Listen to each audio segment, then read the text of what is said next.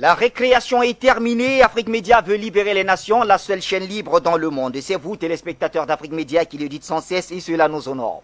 Bonsoir l'Afrique et bonsoir le monde. Bienvenue mesdames et messieurs à cette autre édition d'Appel sur le continent. L'émission des téléspectateurs, la palabre intellectuelle et bien sûr ce jour encore nous nous interrogeons sur le Mali dans ses relations avec la France. Emmanuel Macron, le chef de l'État, est annoncé à Bamako lundi prochain pour rencontrer Assimi Goïta. De quoi vont-ils parler? En tout cas, c'est une visite qui a visiblement beaucoup d'enjeux. Et pour en parler aujourd'hui, un invité que j'ai le privilège d'avoir sur le plateau, c'est Didier Ndengui qui est avec moi, bien sûr. Bonsoir Didier Ndengui. Bonsoir Bachir, merci pour l'invitation et bonsoir à tous les téléspectateurs d'Afrique Média. Et bien sûr, ces téléspectateurs très nombreux d'ailleurs à vous dire bonne arrivée. Merci. C'est la première fois que je reçois Didier Ndengui sur le plateau et c'est avec un grand plaisir. Alors, il faut rappeler, Didier Ndengui est journaliste, blogueur, directeur de publication de La Plume de l'Aigle sur le www.didierndengui.com. www.ndengui.com. Ah, c'est ndengui.com. Oui. Alors, de ce côté-là, ça veut dire que quand on y va, on a toutes les informations nécessaires. Exactement. Quand vous allez sur Google, vous tapez soit Didier Ndengui ou alors La Plume de l'Aigle. La première page qui s'affiche, c'est la page du site internet La Plume de l'Aigle. En tout cas, pour nous qui avons le privilège de vous lire Didier Ndengui, je rappelle que c'est un journal purement panafricaniste. Merci d'être avec nous. Et bien sûr, un autre de nos invités, et pas des moindres, c'est notre cher activiste panafricaniste Ngouchi Béhanzin. Bonsoir Béhanzin. Bonsoir, comment allez-vous? Honoré Afrique Média de votre présence ce soir où nous parlons d'un sujet très important, un sujet qui vous intéresse à plusieurs titres, il faut bien le dire, puisque vous êtes panafricaniste. Parlons du Mali et de la France, si vous le voulez bien. Et je commence par vous, Béhanzin. Emmanuel Macron annoncé à Bamako. Qu'est-ce que cela vous inspire? Ça nous inspire le double jeu de la France. Ça prouve que la France est dans une situation qui n'est pas du tout confortable, parce que n'oublions pas que Macron traitait Goïta de putschiste et avec tous les noms d'oiseaux que l'État français a pu dire contre le gouvernement malien, aujourd'hui on nous annonce que Macron-Poléon, parce que moi je le surnomme Macron-Poléon, parce que je sais que ça, il n'aime pas du tout quand je l'appelle Macron-Poléon, décide de se rendre au Mali pour aller discuter de quoi? Nous savons tous que c'est Macron, que c'est l'État français qui est responsable du chaos aujourd'hui au nord du Mali et au centre du Mali. Donc, venir jouer le double jeu, faire le pompier pyromane, on n'a plus le temps pour ça. Aujourd'hui, le peuple malien, le peuple africain dit qu'ils ne veulent plus du franc CFA, ni des bases militaires, ni des armées, ni des barbouzes de la France au Mali et en Afrique. C'est de ça que nous parlons. Que dit Macron à propos de ça? C'est ça qu'il faut, parce que le jeu de la diplomatie ne fonctionne plus. C'est à cause de cette diplomatie que ça fait 75 ans que nous subissons, que nous sommes asservis, que le continent africain ne se développe pas. Il est temps que le gouvernement malien nationalise les entreprises et une fois pour toutes qu'on en termine avec l'État français. L'État français, Ngouchi Béhanzin, c'est ce qu'il nous dit, Didier Ndengui. Alors, on sait, et je le rappelais tout à l'heure dans l'intro, et Emmanuel Macron a quand même qualifié ce gouvernement de plusieurs noms. Déjà, Assimi Goïta, c'est un putschiste. Son gouvernement est honteux, illégitime. Parlant là de Choguel Kokala Maïga, on se souvient de sa sortie quand il disait que le Mali a été abandonné par la France en plein vol. Alors aujourd'hui, quand Macron annonce son arrivée à Bamako, quelle lecture vous en faites? Bon, je pense que le président Macron a compris le jeu d'Assimi Goïta, qui depuis son arrivée au pouvoir n'a accepté aucun émissaire, n'a reçu aucun émissaire de l'Élysée, si j'ai bon souvenir. Donc le président Assimi Goïta voulait parler avec son homologue Emmanuel Macron. Et maintenant, Emmanuel Macron, après avoir joué l'orgueil, s'est dit il faut absolument que j'aille au Mali, que j'aille à Bamako rencontrer ce monsieur que j'ai qualifié de tous les noms d'oiseaux. Et vous savez que la France est en train de préparer son élection, l'élection présidentielle. Et Emmanuel Macron est un candidat, à l'élection présidentielle. Exactement, en 2022.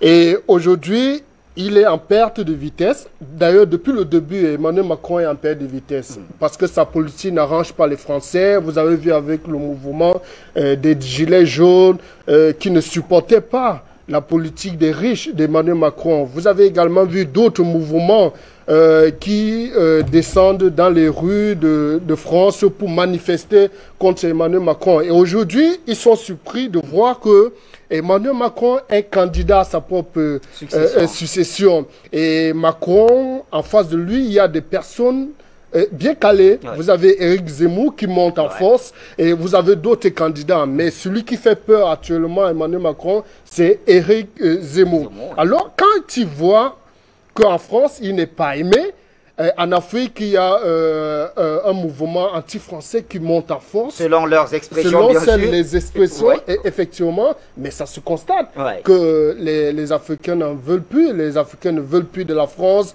Les Africains ne veulent plus des bases militaires françaises sur les territoires. Et aujourd'hui, Macron voit qu'au niveau du Sahel, où la France s'engraissait du côté du Mali, il voit que il y a un homme fort qui est arrivé au pouvoir, le colonel Assimi Goïta, qui veut restaurer la souveraineté de l'État malien et qui veut absolument que le Mali retrouve ses lettres de noblesse. Il dit, bon, il a renversé Ibrahim Boubacar Keïta, qu'on présentait comme un pion de la France, parce qu'il n'arrivait pas à mettre fin à la crise sécuritaire qui était là. À côté de cela, il y avait quand même d'autres mots internes, notamment la question de corruption, détournement des deniers publics, etc. La vie qui devenait très difficile. Effectivement. Et il y avait tellement de réclamations. Il y a une indignation qui est montée. Et Assimi Goïta, il a pris ses responsabilités en tant que jeune Malien âgé de 38 ans. Il a dit, mais le peuple a besoin d'un chef de l'État, de quelqu'un qui se soucie de lui, qui s'occupe de lui. Et vu qu'actuellement nous sommes à l'ère du protectionnisme, la mondialisation, on sait très bien que c'est un échec.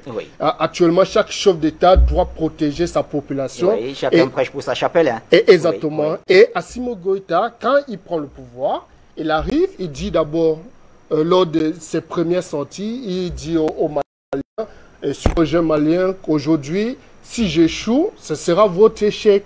Donc si je réussis, ce sera notre réussite à tous. Donc je paraphrase un tout petit peu le président Assimi Goïta. Ça veut dire que vous essayez de voir la symbiose qu'il y a entre le gouvernement, le pouvoir en place et la population qui manifeste à chaque fois son soutien. Et exactement. Vous voyez qu'Assimi Goïta, depuis qu'il est là, il a le soutien de la population. Tout récemment, je surfais encore sur Internet, j'ai vu une chanson, je suis tombé sur un clip tourné par quelques jeunes musiciens maliens qui apportaient leur soutien à Assimi Goïta. Et vous voyez que jusqu'ici, Assimi Goïta n'a pas déçu.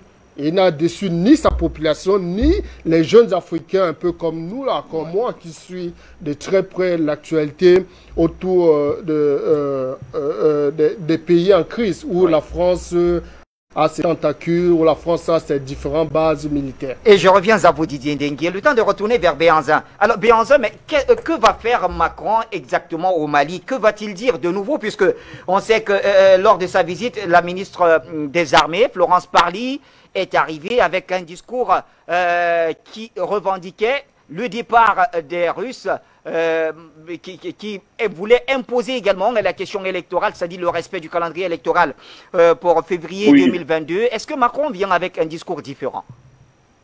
Mais vous savez, Madame Parly, la ministre des Crimes, pour ne pas dire la ministre des Armées, elle ne peut que revendiquer ce qui se passe dans sa maison. Le Mali n'est pas une propriété privée qui appartient à la France. L'Afrique n'est pas une propriété privée pour la France. Donc aujourd'hui, vous savez, en France, il y a l'élection présidentielle. Et donc, avec l'arrivée de la nouvelle candidate Valérie Pécresse, parce que jusqu'à présent, Macron pensait qu'il avait réussi à s'arranger la victoire en mettant Marine Le Pen et Zemmour derrière lui pour faire peur aux Français, pour être quasi sûr de gagner. Malheureusement, il y a une nouvelle candidate qui vient d'arriver, qui s'appelle Valérie Pécresse, issue de la droite, qui est aussi néolibérale comme Macron. Donc, en ce moment, dans les sondages, elle monte, elle grimpe. Et si elle grimpe, forcément, elle prend des voix à Macron-Poléon. Donc, le déplacement de Macron-Poléon au Mali, vous savez, c'est un coup de marketing, c'est de la communication. C'est aussi pour aller rendre visite à ces barbouzes, à ces terroristes en uniforme qui sont ces militaires stationnés illégalement au Mali, l'armée d'occupation française au Mali. C'est aussi pour leur rendre visite et peut-être fêter avec eux ou ramener des cadeaux, qui sait, aux groupes armés qui travaillent pour la France. Parce que si réellement Macron est là pour lutter contre le terrorisme, je le répète et je persiste, que Macron envoie les militaires français en Belgique. Vous savez, ici en France, aucun terroriste n'a quitté le Mali ou le continent africain pour venir attaquer le peuple français. Donc la présence de l'armée d'occupation au Mali et sur le continent africain n'est pas pour lutter contre le terrorisme. Depuis les colonies, l'armée française a toujours stationné des bases militaires en Afrique. On nous dit que l'armée française forme des militaires. Mais si on prend juste le cas de l'arrivée au Mali, ne parlons pas des bases militaires qui existent depuis 75 ans maintenant, depuis la colonisation au Mali. Prenons juste l'exemple de l'arrivée de l'armée française récemment au Mali. Ça fait 10 ans dans ce cas que l'armée française forme des militaires français, mais les terroristes en face, eux, ils ne prennent pas 10 ans pour se former. Vous savez, il faut qu'on arrête de prendre les Maliens et les Africains pour des cons. Aujourd'hui, nous sommes dans une guerre, il y a la technologie, il y a tout. On voit tout ce qui se passe, d'accord? On voit tout ce qui se passe. Et si la France veut lutter contre le terrorisme, nous disons à l'État français, nous tous, nous savons qui sont les pays financiers du terrorisme au Sahel. L'Arabie Saoudite, le Qatar, les Émirats Arabes Unis. Mais on ne voit pas que l'État français ne vend pas des armes à ses alliés, ces pays qui sont en plus les alliés de l'État français. Alors comment l'État français peut prétendre lutter contre le terrorisme au Sahel tout en vendant des armes à des pays financiers comme l'Arabie Saoudite, le Qatar, qui alimentent les groupes terroristes là-bas avec le soutien et l'appui de la France. Donc aujourd'hui, cette communication ne passe plus. Les Africains ne sont pas dupes. Nous soutenons le gouvernement malien. Nous soutenons M. Goïta. Nous soutenons tous les colonels qui sont au pouvoir. Mais nous disons en même temps à ces colonels, la trahison, il n'y aura pas, il ne faut pas que, comment dire, il ne faut pas tomber au fait dans le jeu de la diplomatie française, parce que la diplomatie est une création, invention de la France. C'est avec ça que la France arrive à régner sur le monde. Donc, nous soutenons le gouvernement, mais il n'y aura pas la trahison. Ils ne peuvent pas trahir la jeunesse africaine, parce qu'aujourd'hui, ce n'est pas que le Mali. Goïta représente l'espoir de tout un continent. Et nous disons qu'il faut intensifier les relations, les partenariats avec la Russie. Le Mali a le droit de décider avec qui il a le droit de faire un partenariat. La France n'a pas à décider à la place du peuple malien. Le peuple malien demande aujourd'hui le départ de l'armée française. Plus d'1 million de signataires lors d'une pétition demandant le départ de l'armée française. Donc ce jeu double que joue Paris en ce moment pour essayer d'envoyer Macron à Bamako ne fonctionnera pas. Et nous le savons tous. Il y a quelques jours, à peine 2 jours, j'ai révélé que le gouvernement français a mis sur écoute le téléphone de Goïta et les membres du gouvernement. Et c'est une info avérée. Vous pouvez le vérifier, vous verrez par vous-même. Alors, quand on place un gouvernement sur écoute, aujourd'hui, qu'est-ce que Macron peut aller dire à Goïta? Qu'est-ce que Macron va dire à Goïta? Et moi, je peux vous dire que Goïta n'est pas du tout enchanté de recevoir Macron. Mais vous savez, la diplomatie fait qu'il n'a pas le choix de le recevoir. Vous comprenez? Dans ce sens-là, est-ce qu'Assimi Goïta aurait pu dire non à cette visite d'Emmanuel Macron? Comme l'a dit le frère, je pense qu'Assimi Goïta est dans une logique diplomatique, il est dans une démarche diplomatique. Et dans ce cadre, il faut absolument qu'il rencontre son homologue. Vu qu'il n'a pas rencontré les différents émissaires envoyés par l'Élysée du côté de Bamako. Donc je pense que c'est une occasion de parler clairement des relations entre le Mali et la France. Donc je pense que c'est une occasion l'occasion de se regarder dans les yeux et de se dire les vérités. Et que Assimi Goïta rappelle à Emmanuel Macron que depuis que l'armée française intervient du côté du Mali, elle n'a pas pu restaurer la paix. Le terrorisme ne fait que prendre de l'ampleur depuis l'opération Serval en 2013 qui a muté à Barkhane. Et aujourd'hui, les résultats sont là. Le terrorisme prend de plus en plus du terrain du côté du Mali.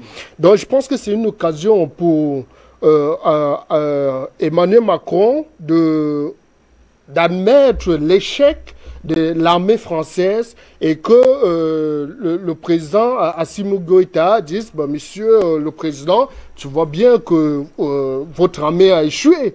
Maintenant, nous allons travailler avec d'autres partenaires. La simple venue de Macron à Bamako peut être considérée justement comme cet aveu d'échec. Bah, c'est un aveu d'échec. Parce que si Macron était encore en possession de force, il serait resté à l'Élysée et continuer à donner des ordres, vu que depuis que il provoque Bamako n'a pas, le président Assimi Goïta n'a pas réagi. Mais le gouvernement réagit à travers son premier ministre. Et vous avez ces déclarations très choquantes du Premier ministre Choguel Mega, qui parle de l'abandon en plein vol. Quand Macron a annoncé le départ de l'opération Barkhane, c'était un abandon. Vu que si vous venez aider un peuple qui est dans une situation difficile, vous dites que vous venez pour aider le peuple à sortir de la crise, mais qu'à la tête de l'État, vous avez un nationaliste, quelqu'un qui protège les intérêts du pays. Vous dites que non, parce qu'il veut diversifier de partenaires. Nous allons quitter le territoire. Nous allons... C'était... Dans le jargon camerounais, on appelle ça le sissia. C'était une façon de dire... L'intimidation. L'intimidation. C'était une façon d'intimider le nouveau gouvernement en place. Mais Assimi Goïta, tout le reste, ils ont regardé. Ils n'ont pas réagi, ils ne sont pas allés supplier l'Élysée pour dire, s'il vous plaît, monsieur Macron, ne faites pas ça, sinon les terroristes vont envahir le territoire malien. Ils sont restés tranquilles dans le coin. Mais... vous avez également constaté qu'il y a eu un retournement de veste. Le président Macron, il a dit non, on va redéfinir la coopération. Voilà, on va laisser quelques hommes sur le terrain, mais on va faire partie quelques soldats. Donc, il y a eu tellement de contradictions dans sa démarche. Il y a beaucoup de rétropédalage. Exactement. Dire une chose et puis après, c'est dire. C'est le contraire. Alors, on va afficher les numéros pour nos téléspectateurs, s'il vous plaît. Beaucoup me font des petits signes. Ils veulent déjà réagir. En attendant, on va vers Béanzin. Alors, Béanzin, est-ce qu'il y a des risques ou est-ce qu'il y aurait des risques de voir Assimi Goïta faire des concessions à l'issue de sa rencontre avec Emmanuel Macron? On sait que jusqu'ici, il est resté inflexible et vous avez d'ailleurs mis en garde contre une quelconque trahison qui pourrait arriver à tout moment. Oui, il peut y avoir aussi des risques, hein, parce que vous savez, la diplomatie française, nous connaissons tous la diplomatie française. Aujourd'hui, Macron part au Mali. Dans l'avion de Macron, est-ce que Macron va là-bas tout seul? Qui va avec lui? Et Macron peut aller aussi là-bas en même temps en ramenant les chefs d'entreprise du CAC 40, des multinationales françaises pour essayer d'un côté de signer des contrats. Mais une chose est sûre, aujourd'hui, c'est un aveu d'échec et de faiblesse. Ça prouve que l'État français aujourd'hui est déstabilisé par la situation au Mali. Et la ministre des Crimes, Florence Parly, elle-même le dit. Aujourd'hui, nous sommes dépassés par cette guerre informationnelle qui se déroule sur les réseaux. Nous avons l'habitude de lutter, de faire une guerre sur terre, dans les airs, sur l'eau, mais ce qui se passe en ce moment les dépasse. Donc, le fait que Macron puisse se déplacer là-bas peut aussi signifier qu'il cherche à faire en pierre deux coups. Peut-être après le départ de Macron, on ne sait pas ce qui peut se passer aussi. Hein. Vous savez, ils sont capables d'apporter avec eux des barbouzes, des forces spéciales en même temps. Arriver là-bas, ils repartent et ils peuvent essayer de faire un coup d'État à Goïta. Donc, nous avertissons aussi le gouvernement malien de prendre les dispositions nécessaires, de mettre la sécurité nécessaire, mais surtout, nous appelons la population malienne à observer l'accueil que Macron mérite à son arrivée. S'il arrive là-bas à 3 heures du matin, pas de souci. Mais si Macron atterrit la journée, il faut quand même que le peuple malien puisse sortir dehors et dire à ce monsieur, à ce criminel, c'est un usurier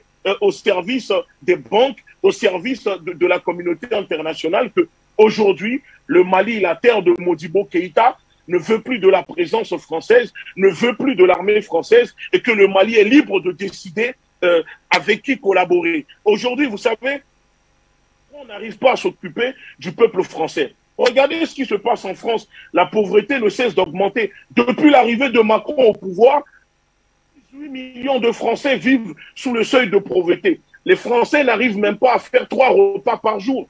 Depuis son arrivée, c'est devenu ici. Donc, moi, je ne comprends pas que ce monsieur est là à dire et s'occupe des problèmes des Africains au lieu de régler le problème qui se passe en France. Macron n'a qu'à ouvrir des lits d'hôpitaux. En ce moment, il y a le Covid qui ne cesse de tuer des gens ici en France. Donc, qu'est-ce que Macron va faire au Mali? Macron va au Mali tout simplement lécher les bottes, les rangers militaires d'Assimi Goïta. Et nous prenons ça comme une victoire. Mais nous mettons quand même en garde les colonels, le gouvernement, de faire très attention parce que la trahison ne sera pas autorisée et nous avons un œil sur eux. Macron est là pour duper Goïta, tout en léchant en même temps les bottes de Goïta. Et j'espère qu'au passage, il pourra réellement lécher les bottes de Goïta pour de vrai. Moi, si c'est moi, Goïta, je l'enferme là-bas à Bamako. Je ne le laisse plus repartir. En tout cas, merci pour la contribution. On va donc faire un tour au téléphone pour voir ce qu'en pensent nos téléspectateurs. Vous le savez, c'est Appel sur le continent, l'émission des téléspectateurs. Et Christian nous appelle depuis la France. Bonsoir, Christian. Bonsoir à tout le panel et bonsoir aux techniciens et merci à l'accueil, au standard, pardon, pour l'accueil. Donc, ça fait plaisir d'intervenir sur Afrique Média ce soir. Moi, je vais intervenir sur 3 points. Donc, déjà, la visite de Macron au Mali. Je pense que c'est à féliciter, en fait, ici, du coup, les Assimi Goïta et tout la transition et Iréolo, parce qu'en fait, ils sont restés droit dans leur botte et obligeant ainsi Macron à descendre, parler à Assimi Goïta.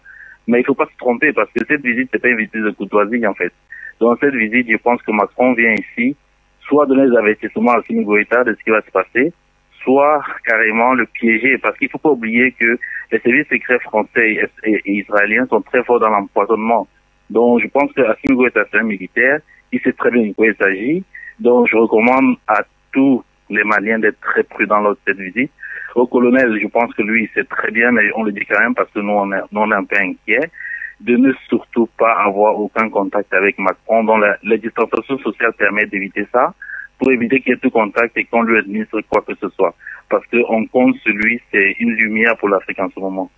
Donc, et d'autre part, ce matin, Madame Lawal, je crois que c'est ça, qui intervient souvent sur vos médias, nous expliquait en fait que peut-être ce serait l'occasion pour le Mali de saisir l'opportunité de discuter avec Macron et apaiser les tensions. Je pense que c'est un égarement. C'est un égarement et ça m'a beaucoup choqué. Je ne suis pas le seul parce qu'il faut seulement voir les messages sur Facebook après son intervention. Je pense que ce combat, il faut le mener jusqu'au départ de la France, jusqu'à réparation de ce qui s'est passé dans nos pays. Donc, on ne va pas tomber dans le syndrome de Stockholm où on devient amoureux de notre bourreau. Non, le but, ce n'est pas ça. Ce n'est pas d'assouplir la façon dont on nous fait souffrir sur le continent. Non. Le but, c'est de changer, de sortir de la servitude, d'être libre, de vivre librement, de gérer nos moyens, nos politiques, notre armée comme on veut. Donc dans ce combat, je l'ai dit déjà sur Afrique Média, il y a quatre aspects très importants. Il y a le côté politique qui se passe maintenant, recouvrir notre souveraineté politique militaire. Il y a le côté économique, recouvrir notre souveraineté monétaire, économique, d'entrepreneuriat. Il y a le troisième volet qui est celui culturel et informationnel, bannir le français de nos cultures qu'on nous a imposé, faire sortir tous les médias comme RFI, France 24, qui polluent les pensées de nos de nos concitoyens sur le continent d'Afrique. Et le dernier volet, c'est le volet judiciaire. Parce qu'il faut bien que la France répare tout ce qu'elle a fait comme malheur dans nos pays. Le pillage. Hein? Donc, on ne peut pas s'arrêter là. Ce serait trop bête, quoi. On ne peut pas dire que les gens sont morts pour qu'aujourd'hui, Macron, parce qu'il est descendu à Bamako, on commence à négocier avec la France. Ce n'est pas ça le combat. Et j'interpelle ici tous les panélistes à nous dire, pour eux, c'est quoi la finalité de ce combat, quoi. Est-ce qu'on doit s'arrêter simplement et demander à la France de devenir plus gentille avec nous? Ou alors est-ce qu'on est vraiment sur une lutte pour aboutir à notre souveraineté totale? C'est important de le mentionner, de le préciser, parce qu'il y a beaucoup de gens qui s'amusent là dehors. Les gens sont morts. Nos ancêtres sont morts. On ne peut pas s'amuser comme ça. Donc il faudrait, n'est-ce pas, que ce combat on aille au bout. Et pour finir, je vais chuter là-dessus. Je dis à tous les Africains panafricanistes, aujourd'hui, si vous êtes vraiment dans ce combat-là, on doit boycotter tous les produits français. C'est tout, parce que c'est ce qui donne la puissance à la France pour nous maintenir en esclavage. Moi, je prends pas Air France quand je vais au continent. Depuis 2007, quand je vais au pays, quand je vais n'importe où dans le monde, je prends jamais Air France. Parce que Air France se fait beaucoup d'argent sur les destinations africaines. Vous n'avez qu'à regarder les prix. Moi, quand je vais en Chine, je paye 400 € le billet d'avion. Alors que c'est quasi la même distance, sinon plus loin.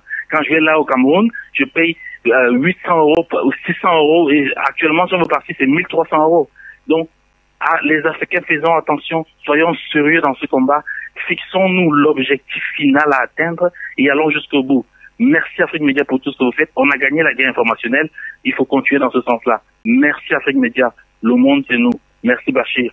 Mon très cher Christian Koueni depuis Paris, on reste au téléphone avec Lamine Diop qui nous appelle depuis Genève en Suisse.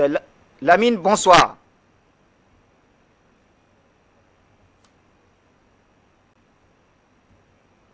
Bonsoir Bachir, bonsoir à l'ensemble des téléspectateurs d'Afrique Média ainsi que la régie technique. Écoutez, sur ce sujet, moi j'ai envie de dire que l'État français est quand même dans tous ses États. D'un côté, un bloc qui ne veulent pas voir une réussite militaire russe au Mali, et de l'autre, l'aile dogmatique de la Ve République qui veulent des sanctions fortes et mortifères afin de pouvoir serrer les rangs de ce qu'ils appellent le précaré français en Afrique noire. Effectivement, l'exécutif français n'aura guère le choix de se faire brûler cette fois-ci le cul. Cela aurait pu être évité si Macron avait su écouter intelligemment et courageusement le peuple malien dans sa grande majorité. Quand il était temps. Car cette Afrique patriotique ne veut plus accepter d'être dictée ou guidée par un autre peuple que son propre peuple, et qui plus est par un État central français décadent et racialiste. La preuve avec la campagne présidentielle française actuelle, d'où sa matrice centrale et systémique, et toujours la position de l'Afrique noire en France métropolitaine comme étant le père de tous les maux, MAUX, des Français. Apparemment, et ce, depuis des décennies. A priori, c'est complètement absurde ce qui se passe avec la France envers le Mali actuellement. Mais comme vous le savez, en politique, il ne faut jamais complètement éliminer l'absurde. C'est vrai que par sa réussite, le Mali pourra libérer les mentalités des peuples francophones d'Afrique noire vis-à-vis de la France, même si aujourd'hui, l'État central français a le cul entre deux chaises brûlantes. Bien évidemment, la France sait que l'arrivée des Russes en territoire malien signifie la mise en éclat de la couverture française en Afrique en général, en Afrique noire en général, car l'arrivée des Russes au Mali est égale à la fin radicale du terrorisme instrumentalisé de l'État central français, comme ce fut le cas en Syrie. Mais d'un autre côté, la France sait que la prouesse technico-politique de l'État central malien actuel et aussi le soutien indéfectible du peuple malien à leurs militaires face à l'État central français peut influencer et mettre en péril son soi-disant précaré. Donc Macron est entre le marteau et l'enclume, et il pense tout bêtement, pour s'en sortir de ce guêpier, il faut sanctionner via son agence de relations publiques, la dite CEDEAO ou l'Union africaine. Mais tous les deux sont cette fois-ci neutralisés par les canaux communicationnels et économiques qu'offre ce nouveau monde dans lequel nous vivons aujourd'hui.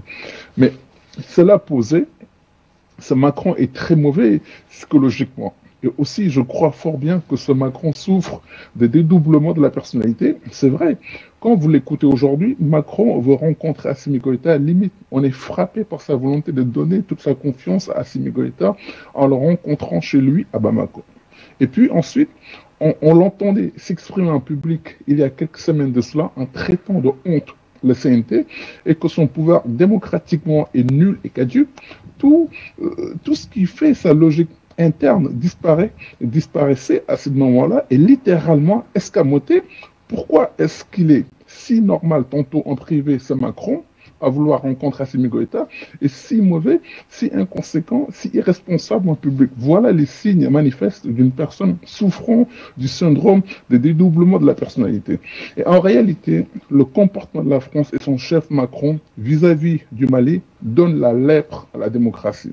Quand publiquement, face à des millions de Maliens et d'Africains, il traite de honte le Premier ministre malien et son gouvernement d'un pays théoriquement souverain, et puis soutenu et imposé par la volonté d'un peuple. Et puis tantôt, cet État central français change son comportement et décide de reconsidérer ce qu'il traitait de honte. Je pense que Bachir, franchement, cet État central français, par sa volonté de vouloir venir au Mali, rencontrer les représentants du peuple malien, signifie qu'il est une simple catin. Mais il faut que Macron se rende à l'évidence que le peuple malien, comme le centrafricain et aussi tant d'autres peuples africains, dans l'attente d'éveil panafricain et patriotique, ont résolument opté de tourner le dos à la France comme des enivrés. Merci, Vif Afrique Média, à bientôt, merci. Fini. Bonsoir Mohamed.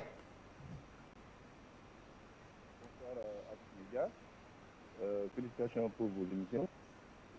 Alors, moi, je veux intervenir par rapport à certaines personnes qui vont sur votre panel et qui font semblant d'être de vrais panafricains. Et lorsque ça chauffe, ils montrent leur vrai visage.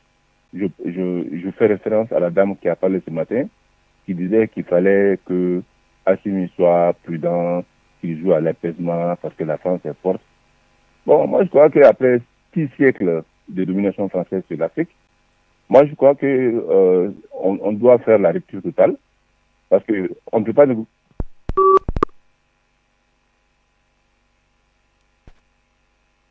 La ligne de Mohamed s'est coupée. Il va certainement relancer l'appel. En attendant, on revient vers Didier. Alors Didier, si tant est-il que la France justifie sa présence au Mali et dans le Sahel par la lutte contre le terrorisme, pourquoi refuser la cohabitation justement avec les Russes? Je pense que c'est juste un prétexte. C'est juste un prétexte parce que la France estime que le Mali est sa propriété privée. Un peu comme plusieurs États africains. Elle estime qu'elle doit y être et que ces pays ne doivent pas avoir d'autres partenaires que la France. Malheureusement, Emmanuel Macron se trompe parce que ce soit Macron ou alors les anciens présidents français se trompent parce que aujourd'hui, nous sommes à l'ère du numérique. Nous avons accès à tout genre d'informations.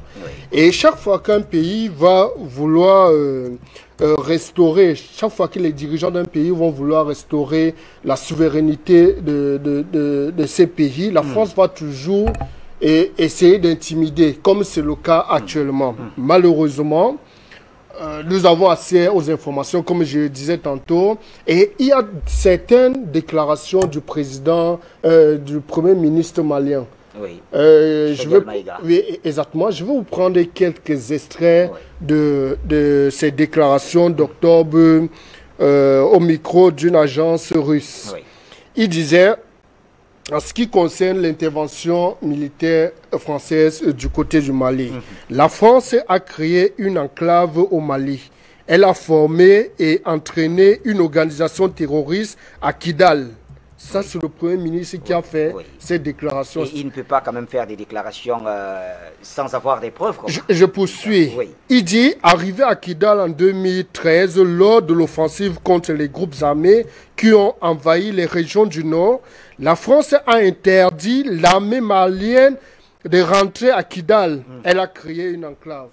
C'est-à-dire, vous arrivez sur un territoire, vous dites que vous luttez, vous combattez les terroristes, mais vous refusez l'accès à la zone, à l'armée de ce pays. Et vous vous mettez à former des groupes terroristes qui coopèrent déjà avec Al-Qaïda.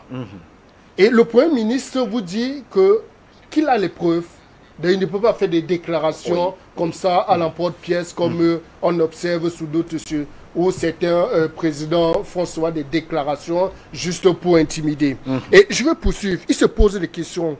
Le Premier ministre, il dit, qu'est-ce qu'elle a fait, cette France, l'armée française, qu'est-ce qu'elle a fait? Azadine, une organisation terroriste internationale, une branche d'Al-Qaïda au Mali, son chef, les Français ont pris ses 2 adjoints pour former une autre organisation. C'est-à-dire, vous comprenez ça? C'est-à-dire que les Français, l'armée française a pris les chefs rebelles et qu'elle a fait coopérer avec Al-Qaïda pour créer une autre une autre branche terroriste. Ça veut dire que l'armée française qui intervient dans les pays, elle a les techniques terroristes, elle a des formations terroristes et elle a cette capacité à créer des terroristes, à former comment opérer, par exemple, comment poser les bombes, comment commettre des exactions. C'est de ça qu'il est question. Quand vous parcourez ces déclarations du Premier ministre malien, qui sont d'ailleurs disponibles sur le net, vous verrez que la France, ça veut dire que l'armée française est une organisation terroriste. En tout cas, c'est ce qui s'y dégage quand on se fie essentiellement à cela. Effectivement. Et comment coopérer avec une telle organisation? Quand Emmanuel Macron lit ce genre de déclarations, je me pose la question de savoir qu'est-ce qu'il va dire au président Assimi Goïta. Que nous sommes à Kidal, nous sommes à Tombouctou depuis 9 ans. Et les terroristes nous ont dépassés. Nous avons déployé 5100 hommes de ce côté. Mais qu'est-ce qu'il va dire concrètement? En fait, j'essaie un peu de comprendre l'échange que les 2 chefs d'État vont avoir. On le saura dans quelques jours. En attendant, on fait ce qu'on a à faire, hein, Didier. Voilà. On essaie juste d'analyser les points possibles qui pourront être abordés par les 2 chefs d'État. Je retourne au téléphone avant d'aller vers Béanzin. Alors, il y a un appelant de la France. Le nom, on me le rappelle? Des États-Unis. Bonsoir à vous, très cher appelant. Ah oui, bonjour, monsieur. Allô? Oui, bonsoir. Oui, bonsoir. C'est pourquoi je vous dis bonjour. Ok, et je voudrais dire à Emmanuel Macron. Donc, moi, je voudrais simplement dire à notre président, le chef africain, le président africain, de faire attention à mes... Aucun contact, qui ne fait pas l'armée, qui respecte la distance sociale, qui ne le touche pas, qui ne lui accorde que 15 000 de visite et après il le renvoie. C'est tout. Il ne faut pas qu'il dépasse 4 personnes. Donc, bon, voilà, tout ce que moi j'ai à proposer, ou bien à suggérer à notre président, je vous remercie.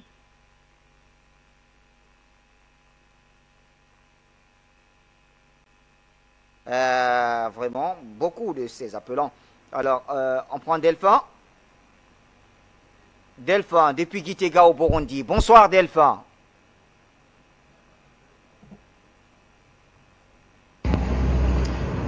Bonsoir, mon très cher frère Bachir. Je te remercie une fois de plus, je vous remercie, toi et les équipes de la régie, de m'accueillir à la maison. C'est toujours le Bantou natif de Bujumbura.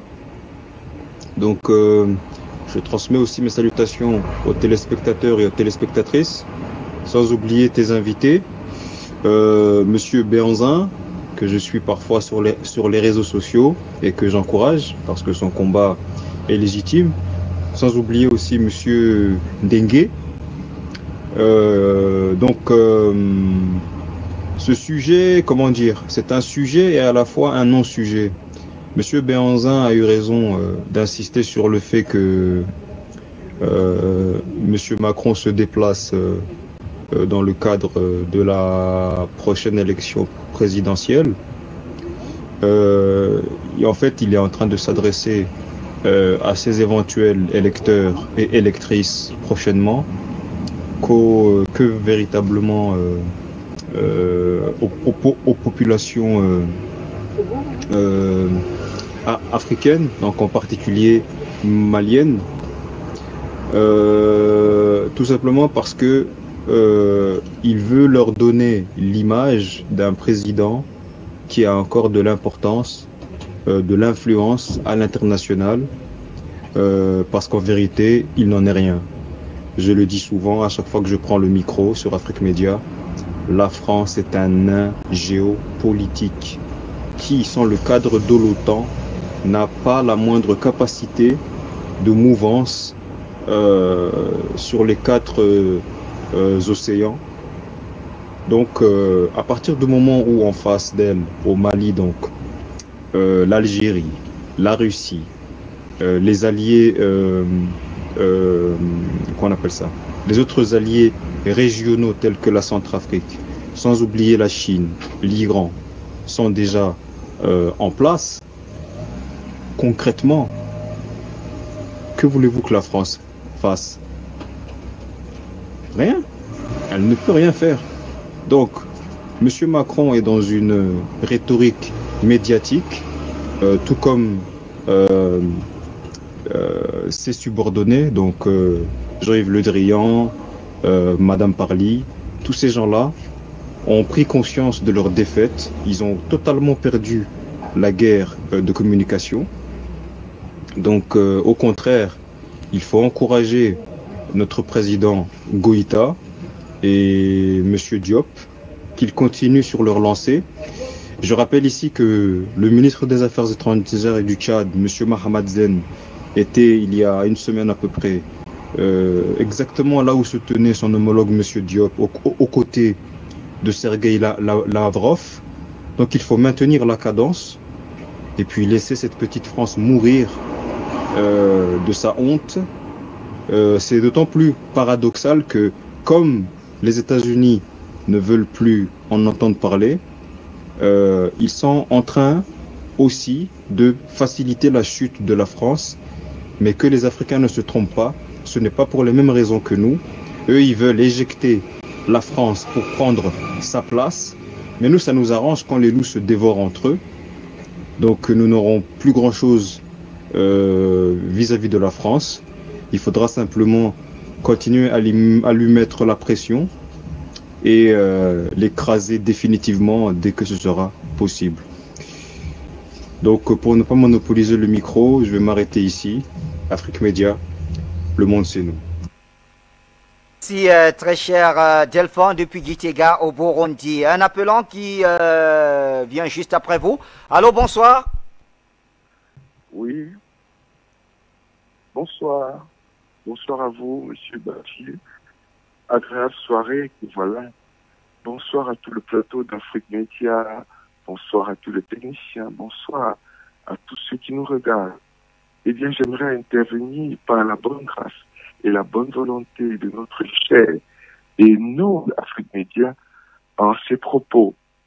Je commencerai dans un premier temps par faire, aussi possible que cela soit faisable, le listing des événements avant d'arriver, en fin de compte, à l'origine, la raison pour laquelle Macron, Monsieur Macron, enfin, ce qui vous conviendra, les raisons pour lesquelles il se rend au Mali. Voyez-vous, lorsque Monsieur Assimi Goïta, au lendemain du décès du maréchal Idriss Déby, vient au pouvoir, très vite, on l'insulte. Je parle du gouvernement français. Le gouvernement français l'insulte. En Mondovision dit de lui qu'il a pris le pouvoir de façon illicite. Ensuite vient d'autres propos encore plus belliqueux. Lorsque M. Goïta se retourne vers le groupe Sewa, enfin vers les groupes militaires russes, d'autres propos encore plus sévères s'annoncent vers lui et ses alliés militaires, comme quoi disant, il serait entre les mains des milices russes. C'est ce qui a été dit de M. Macron. Il serait entre les mains des milices russes. Et je vous parle tout le reste de ce que notre chère et bien-aimée, enfin, Madame Parly, aurait prononcé ici. Oui, voici ce qui est arrivé jusqu'à aujourd'hui. Mais maintenant, un problème se pose, c'est qu'est-ce qui peut justifier que de son deuxième nom, Madame Marianne, car Marianne, voyez-vous, c'est la femme qui est présente sur le drapeau de la France, justice, égalité, et puis patati, oui, c'est elle. Son deuxième nom, le deuxième nom, c'est la France, c'est Marianne. Et en fait, ce qui peut bien justifier, d'un point de vue militaire, d'un point de vue économique, et même politique ou diplomatique, qu'est-ce qui peut bien justifier que le président Macron, après de tels propos à Montpellier, c'est-à-dire toutes ces escapades, décide de se rendre au Mali? Je pense, messieurs, que la réponse nous a été donnée il y a peu par notre frère journaliste présent sur le plateau. Eh bien, l'entreprise organisée durant le mandat de M. François Hollande est en train d'être déchue. Voyez-vous, c'est la seule raison. Parce qu'il n'y a pas d'autres enjeux au Mali que Vidal. Alors que les Français aujourd'hui, et si M. Assimi Goïta nous écoute, que les Maliens aujourd'hui réclament un bilan, ils doivent faire un bilan sur tous les points de vue économiques, politiques, diplomatiques et même miniers s'il le faut, qu'ils réclament absolument un bilan de la présence française au Mali, plus précisément dans la zone de Kidal. Voilà ce que je voulais partager avec vous, Monsieur Bachir. J'espère que mes propos ont été convenables pour notre belle et merveilleuse chaîne Afrique Média, le monde. Je vous remercie. Vous l'avez dit, prenons un dernier appelant pour cette série avant d'aller vers Béanzon. Donc, c'est Abou. Il nous appelle depuis l'Angleterre. Bonsoir, Abou.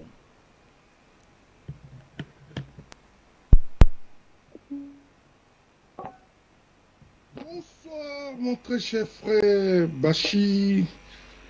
C'est Monsieur Abou depuis l'Angleterre. Je suis tellement content de te revoir ce soir. Bachir, je confirme, vous êtes le meilleur journaliste du monde. Je salue tous vos invités, les techniciens, le PDG que j'adore, et tous les appelants qui sont sur la plateforme Telegram. Une fois que j'ai dit cela, en ce qui concerne la problématique de ce soir, ce que nous retenons, nous les panafricanistes, est que, comme on le dit en Côte d'Ivoire, la France est née après la honte. Pour dire en bon français que elle ne connaît pas la honte. Parce que comment comprendre que après avoir traité le Mali et le gouvernement malien de tous les noms, aujourd'hui, Emmanuel Macron, qui veut s'assurer les voix de la diaspora malienne en France, du coup, fait un rétropédalage et essaie d'enfumer, parce que ça c'est de la fumage, voilà, le gouvernement malien, histoire de vouloir encore mettre de la poudre aux yeux du gouvernement malien pour en fait les endormir. Mais nous disons que la France refuse de grandir, elle n'a rien compris. On n'est même plus à ce stade de négociation avec eux. Il n'y a rien à négocier avec eux. Nous sommes cette génération-là qui luttons pour la rupture de la France-Afrique. Et à la suite de la génération qui a lutté pour l'abolition de l'esclavage, après l'abolition de la colonisation, nous sommes cette génération qui est pour la rupture avec la France-Afrique. Donc, ce combat actuellement est symbolisé par la Centrafrique et puis le Mali. Alors, il est clair que Emmanuel Macron se trompe d'époque, qui n'a rien compris, que il se tire lui-même une balle dans le pied en partant au Mali, parce que pour nous, ce que nous retenons de cela est que la France a plié genoux, c'est tout. Voilà. Donc, c'est ce qu'on a toujours dit. Il faut résister au diable. Et le diable, qui est la France, hein, il est clair que le diable va rebousser chemin. Et le Mali est en train de nous donner ces grandes lignes-là, hein, ce grand enseignement de la victoire africaine, si nous croyons vraiment à nous et que nous sommes intransigeants envers ce Satan-là et que nous restons fermes, ce Satan-là va plier genoux. Et nous disons au Mali de ne pas rebousser chemin, de ne pas se laisser distraire. Ils n'ont rien à cirer avec la France. Il faut que la rupture soit consommée. Il faut que la prochaine étape soit que toutes les armées d'occupation quittent le territoire malien et que, à la suite, quand le Mali est sécurisé, la fin du franc CFA, et enfin maintenant, ils peuvent s'organiser pour faire leur élection et tout. Bachir, bonne continuation, c'était M. Abou depuis l'Angleterre. Allez. Vous, depuis l'Angleterre, et comme toujours, vous êtes la bienvenue sur Afrique Média, la télévision panafricaine. Et voilà qui nous amène vers Béhanzan.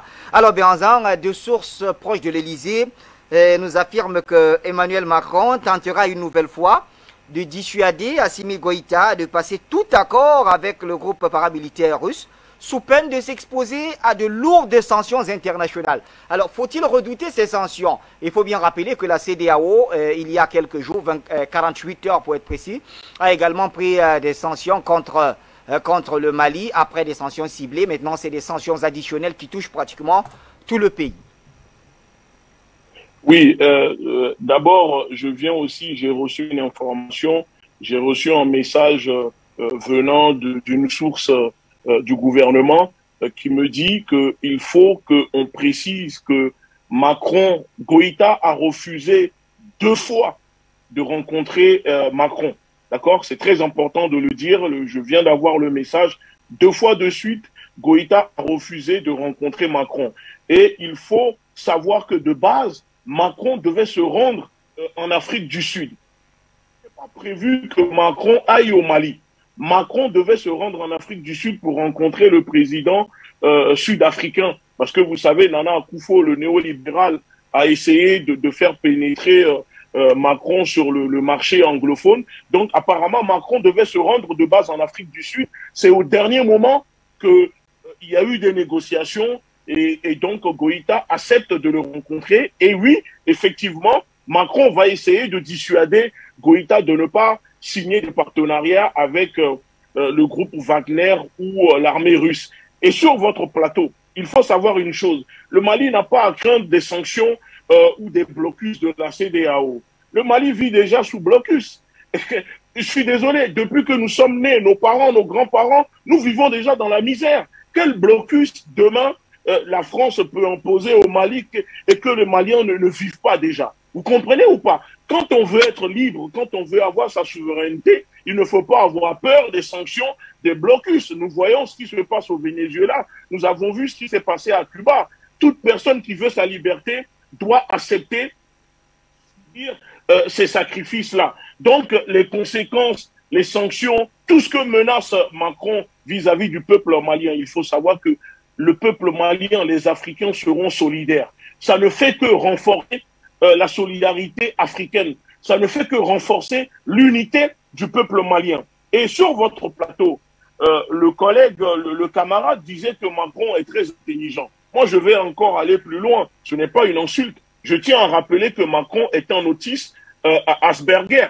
Donc, ça veut dire que ce sont des gens qui sont très, très, très intelligents et très manipulateurs. Macron, c'est un personnage très manipulateur. Ceux qui le fréquentent vous le diront. Vous savez, ce sont des gens, aujourd'hui, il faut comprendre quand même ce peuple. Nous avons affaire à un peuple de barbares, de sanguinaires. Il suffit de lire de la Pouge, race et milieu social, pour comprendre comment fonctionne, comment ces personnes-là, la vision qu'ils ont pour les Européens, pour les Occidentaux, les Africains représentent une menace pour eux. Parce que pour eux, ils doivent être le seul à vivre sur Terre. Ils doivent être le seul à profiter des richesses sur Terre. Ce sont des gens qui ont quand même exterminé les animaux sauvages ici en Europe pour pouvoir vivre librement. Donc, c'est des gens qui sont en train de tuer aujourd'hui en 2021 pour leurs descendants qui arrivent en 2050.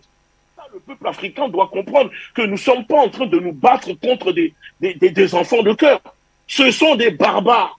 Ce sont des criminels, des sanguinaires, pour ne pas... J'irai encore plus loin, je dirais que c'est dans leur ADN. Ce sont des gens qui sont prédisposés avant leur naissance à la barbarie.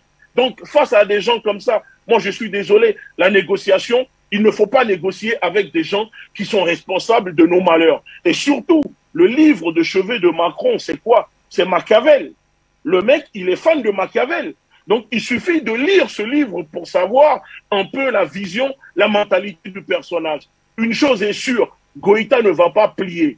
C'est clair et net, parce que avant l'arrivée de Macron, vous savez que Macron a fait envoyer des députés macronistes au Mali, auprès de certains chefs religieux, quelques politiques un peu corrompus, pour essayer de les corrompre, pour que ces personnes puissent lâcher le gouvernement actuel au Mali. Malgré ces tentatives d'ingérence, ça ne fonctionne pas. Donc Macron n'a pas le choix, d'accord, d'aller au Mali pour faire la courbette au colonel Assimi Goïta. Et Alexis de Coqueville disait, en politique, ce qu'il y a souvent de plus difficile, c'est le fait de savoir apprécier et comprendre ce qui se passe sous nos yeux. Donc aujourd'hui, il faut comprendre, il faut lire le monde, la situation dans sa réalité et dans sa globalité. La France est mal, la France est terminée. Nous sommes en train de terrasser le coq, l'impérialisme français. La France a perdu la raison. La France commence à perdre la tête. Emmanuel Macron panique. Et je répète, Macron n'est qu'un hybride de De Gaulle. Macron est là pour défendre les intérêts du gaullisme. Vous savez, après Macron, il y aura d'autres présidents et ça sera la même chose. Aujourd'hui, appelons le peuple africain à... Il faut intensifier cette lutte. Il faut défaire l'impérialisme, le néocolonialisme de nos terres. Le peuple africain ne veut plus de l'armée d'occupation française au Mali, au Burkina Faso, au Niger, dans les 14 camps de concentration français que possède la France, qui sont nos pays.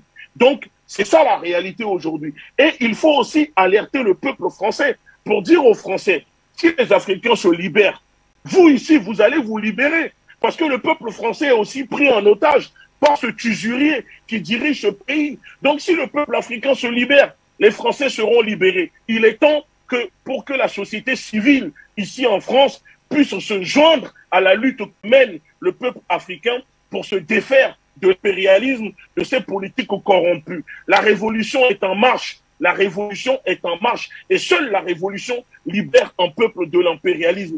Nous sommes là, nous soutenons Goïta, nous soutenons le gouvernement malien, nous soutenons les colonels. Et quoi qu'il arrive, nous allons périr ensemble parce que nous sommes avec eux et il n'y a plus de marche arrière. La marche arrière est cassée. Macron peut faire des courbettes. Macron peut danser, peut claquer des fesses, peut claquer des claquettes là-bas à Bamako, ça ne changera rien. Il y aura la Russie, il y aura Wagner, il y aura même, si on veut, même la Corée du Nord, il y aura tout ce qu'on veut au Mali, parce que c'est le Malien est souverain, le Mali appartient aux Maliens, l'Afrique appartient aux Africains. Et, en 2017, quelques semaines après son élection, donc à la magistrature suprême, Emmanuel Macron a reçu Ibrahim Boubacar Keïta à Gao c'est-à-dire au Mali. Oui, c'est Macron qui l'a reçu à Gao. Et aujourd'hui, Emmanuel Macron est annoncé aussi, après sa visite à Bamako, il ira à Gao rencontrer les soldats français. Alors, il y a eu un constat quand même que certains panafricanistes ont fait à l'époque, c'est que juste après le départ d'Emmanuel Macron de Gao, les attaques terroristes se sont intensifiées, d'où la chute d'Ibrahim Boubacar Keïta. Est-ce qu'on ne risque pas de se retrouver dans le même scénario d'intensification des actes terroristes après le départ justement de Macron? Je ne pense pas, parce qu'à l'époque c'était Ibrahim Boubacar Keïta, oui. Et aujourd'hui nous avons Assimi Goïta. Oui.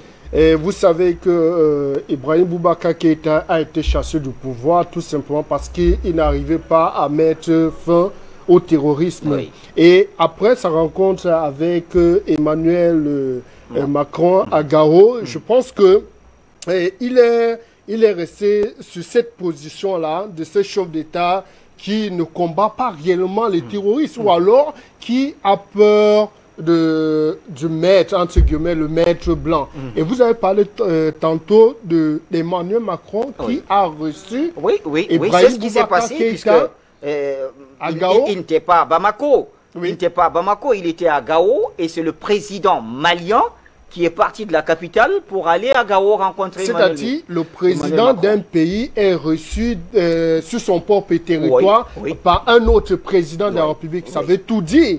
Mais aujourd'hui, nous avons un autre chef de l'État. Nous avons Assimi Goïta, qui n'est pas Ibrahim Boubacar Keïta, même si le nom finit toujours par A. Mais donc, je pense que la visite de Macron aux soldats français déployés à Gao ne sera pas la même chose comme avec Ibrahim Boubacar Keïta. Parce qu'il doit supplier l'actuel gouvernement. Il doit se mettre à genoux. Il doit reconnaître l'échec de la France et faire en sorte que le terrorisme, que les exactions reprennent de l'ampleur juste après sa visite aux soldats français. Je pense que ce serait une erreur vraiment très grave. Et je conseillerais à Emmanuel Macron et à tous ses conseillers de ne pas faire des déclarations du genre « nous sommes les plus forts, nous contrôlons la situation » parce que nous avons constaté, et avec les déclarations du frère qui dit que normalement, Macron devait se rendre en Afrique du Sud et que le président Goïta a refusé de recevoir, selon les informations que nous donne à sa position. Donc aujourd'hui, Macron est dans une situation vraiment de faiblesse. C'est un aveu d'échec et de faiblesse. Et aujourd'hui, il doit supplier, il doit renégocier, il doit promettre au président Goïta que les relations entre la France et le Mali vont changer. Ce ne sera plus un manque de respect parce que lors d'une... je me rappelle, le ministre malien des Affaires étrangères avait adressé une lettre à l'ambassadeur de France au Mali juste après les déclarations d'Emmanuel Macron qui disait, qui qualifiait le gouvernement d'illégitime, de honteux et consort. Le ministre des Affaires étrangères avait adressé une correspondance où il disait, gars, le respect est mutuel. Il faudrait que Emmanuel Macron ainsi que le gouvernement Macron, le gouvernement français respectent les institutions maliennes, respectent les autorités maliennes. Donc je pense que Macron va aller dans cette logique. Il est obligé de se soumettre aux revendications. Alors, ça veut dire que vous êtes optimiste, comme quoi on peut se retrouver en train de fumer le calumet de la paix? Non, pas fumer le calumet de la paix. Pour fumer le calumet de la paix, il faudrait que l'armée française se retire totalement du Sahel. Que l'armée française se retire totalement du territoire africain. Donc on ne peut pas dire que la France est notre ami au point de dîner sur une même table. Pour le moment, les Africains ont cet esprit-là. Notre esprit est davantage ouvert. Et hier, je lisais un article dans France 24, sur le site internet de France 24, qui parlait du retrait des soldats français de Tombouctou. Oui. Et il y a un détail, c'est un constat. Ils sont partis de Tombouctou, ils sont partis de Tessalit. Oui, en fait, ils sont en train de plier bagages à Tombouctou. Oui. Et ils se sont déjà retirés des Kidal et des Tessalit. Oui. Et aujourd'hui, ils sont en train de se préparer pour partir de Tombouctou. Et un détail dans leur article qui a un peu attiré mon attention. Donc, dans le camp de Barkhane, oui, du côté de Tombouctou, il y avait le drapeau français, c'est-à-dire le drapeau français était carrément hissé. Oui. Et l'article nous dit que le drapeau a été ramené et que c'est le drapeau malien qui a été hissé. Oui. Ça veut clairement dire que la France considérait Tombouctou ou alors le territoire où Barkhane opère comme son territoire. Et peut-être c'était la même chose à Kidal. Je vois bien le constat, d'où ma question justement sur Gao, puisque Gao devient, je peux me tromper, comme une sorte de capitale française, puisque là, quand même, aller jusqu'à déplacer l'ancien président Ibrahim Boubacar Keïta pour venir plutôt rencontrer Macron à Gao. Et aujourd'hui, Emmanuel Macron, quand il vient, après, il va faire un passage tout simplement à Bamako pour aller, son point de chute, c'est Gao. Mais vous voyez que la donne a changé, puisque la dernière fois, il était directement allé à Gao. Cette fois-ci, il vient rencontrer Bamako. Donc, il part de Bamako, il ne peut plus s'hasarder. Donc, il ne peut plus dire, je m'en vais à Gao comme c'était sous Ibrahim Boubacar Keïta. Donc, ça veut dire qu'il y a actuellement au pays des hommes qui maîtrisent la situation et il a intérêt à se plier et on ne peut pas empêcher au président d'aller rencontrer ces hommes, son armée sur le terrain. Donc je pense qu'il est dans son droit, il peut aller partager un gâteau de Noël, quelques gâteaux qu'il peut partager avec les soldats. Alors, merci Didier en tout cas pour ce constat. On va retourner vers Béhanzin pour 1 ou 2 minutes, puisqu'on va rendre l'antenne dans quelques minutes seulement. Béhanzin, est-ce que vous pensez qu'on pourrait, cette visite d'Emmanuel Macron pourrait atténuer, apaiser les tensions entre les deux pays, pour terminer peut-être dans une note tout petit peu optimiste? Non. Il faut savoir une chose, ce n'est pas suffisant. Là où nous sommes, on ne peut plus chercher à faire la paix avec nos propres ennemis, ceux qui sont responsables de nos problèmes. Le peuple malien n'a aucun problème contre le peuple français. Aujourd'hui, c'est une lutte contre la politique française, contre la politique impérialiste française. Entre la France, qui est un pays, le Mali, un pays, il n'y a aucun problème. Le problème existe entre la politique française et ce qui se passe sur le sol malien, sur les terres africaines. Donc, apaiser quoi? Il n'y a rien à apaiser. La seule solution pour apaiser les choses, c'est que Macron n'a qu'à repartir avec ses barbouzes qui sont au Mali, qui ont échoué. Vous l'avez dit, ils ont commencé avec l'opération Serval, ensuite Sangaris, après c'est devenu Barkhane, aujourd'hui c'est Takuba. Mais vous voyez ou pas? La France a échoué en Afghanistan, la France a fui pour laisser l'Afghanistan. En Syrie, elle a échoué. Vous savez pourquoi les Français sont en train d'aboyer, ils font les chihuahuas comme ça? Parce qu'ils ne veulent pas des Russes au Mali, tout simplement parce qu'en réalité, les yeux et les oreilles de l'armée française, ce n'est pas la France, c'est les États-Unis. Et les États-Unis sont en guerre froide avec la Russie. Les États-Unis ne peuvent pas cohabiter avec la Russie. Donc, qui dit les Russes au Mali, dit le départ des Américains.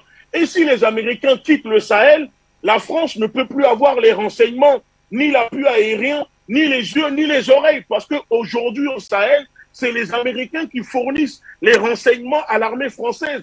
L'armée française sous-traite en réalité ces renseignements pour essayer de comment dire, lobotomiser, duper le peuple malien. C'est ça la vérité que les gens ne savent pas. La guerre au Sahel coûte plus d'1 milliard d'euros chaque année aux contribuables maliens et africains. Parce que ce n'est pas les Français qui payent cette guerre. C'est les Africains, parce qu'il faut savoir que le Mali paye à la France pour sa sécurité. Dans les accords que De Gaulle a imposés, les accords qui lient le Mali et la France, ça fait partie. Donc, à un moment aujourd'hui, 1 milliard d'euros sont dépensés chaque année dans une guerre où nous savons que c'est la France, l'État français, qui est responsable, qui finance, qui arme ces groupes pour déstabiliser le Mali. Il faut aller à la source du problème. Qu'est-ce qui fait qu'aujourd'hui il y a ces groupes armés au Mali? C'est la France qui est partie tuer Kadhafi en promettant aux Touaregs de les aider à avoir l'indépendance. Aujourd'hui, si on en est là aujourd'hui, c'est la France qui est responsable. Donc si la France veut lutter contre le terrorisme, la France n'a qu'à nous livrer Sarkozy devant la justice là-bas à Bamako pour que Sarkozy soit condamné pour commencer déjà. Je pense que c'est le minimum. Mais le reste n'est que parlable, comme on dit chez nous en Afrique. Si c'est pour venir faire parlable, si c'est pour venir duper le peuple malien ou duper les colonels parce que croyant que la France est forte dans la diplomatie, ça ne fonctionne plus. Aujourd'hui, nous sommes là, nous surveillons la France et nous disons à la France que la guerre que nous sommes en train de faire sur les réseaux, nous sommes en train de gagner. L'image de la France est ternie. Donc, Macron cherche à sauver le peu qui reste. Mais les Africains ne sont plus dupes. Il faut que le peuple africain se lève. Il faut que le peuple africain puisse faire comprendre à la France que l'heure a sonné et que la révolution est en marche. Vive le peuple africain, vive le peuple malien, vive Goïta, vive le Mali et vive l'Afrique libre.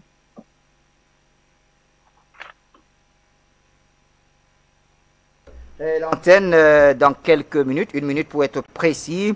Alors un dernier mot peut-être pour ressortir.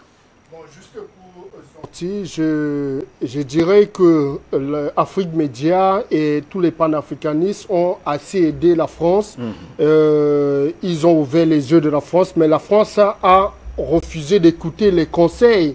Et chaque jour, il y a des revendications, mais la France a totalement refusé. Elle a fermé les oreilles. Et aujourd'hui, nous sommes toujours en train de dire à la France qu'elle devrait s'agenouiller devant les Africains, demander les excuses de façon officielle, qu'elle laisse un peu l'orgueil, parce que cet orgueil-là n'aide pas la France. Ça n'aide ni les Français, ni les autorités françaises, encore moins les dirigeants qu'ils considèrent comme les pions sur le continent africain. Donc actuellement, moi je conseillerais, j'ai des amis français qui ils doivent faire profil bas. Ils doivent dire aux Africains, nous n'allons plus piller vos richesses parce que nous sommes au courant de tout ce qui se passe en Afrique. Nous avons les rapports, nous savons qui finance les rébellions, qui forme des groupes rebelles, que ce soit en République centrafricaine, que ce soit au Cameroun, que ce soit dans tous les pays africains qui sont attaqués aujourd'hui. Donc l'idéal pour la France serait de dire, les gars, nous avons compris, et nous allons nous retirer parce que sur notre territoire, nous n'avons pas de ressources. Nous vivons grâce à l'Afrique. Nous vivons grâce aux ressources africaines. Mais si elle continue à jouer l'orgueil, ça va toujours finir mal. Et Macron va toujours demander à rencontrer certains chefs d'État qui vont refuser de le recevoir. Et ce sera comme ça.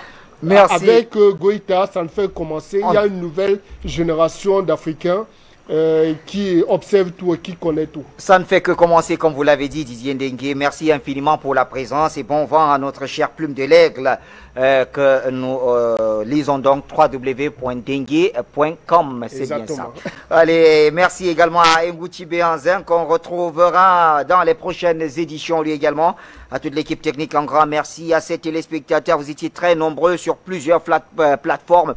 Et là, en face de moi, je vois plus de 2000 personnes qui nous regardaient sur le live Facebook. Infiniment merci. Les programmes se poursuivent sur Afrique Média. Vous ne manquez pas le rendez-vous du grand journal avec Linda Ndedi dans quelques minutes, tout simplement.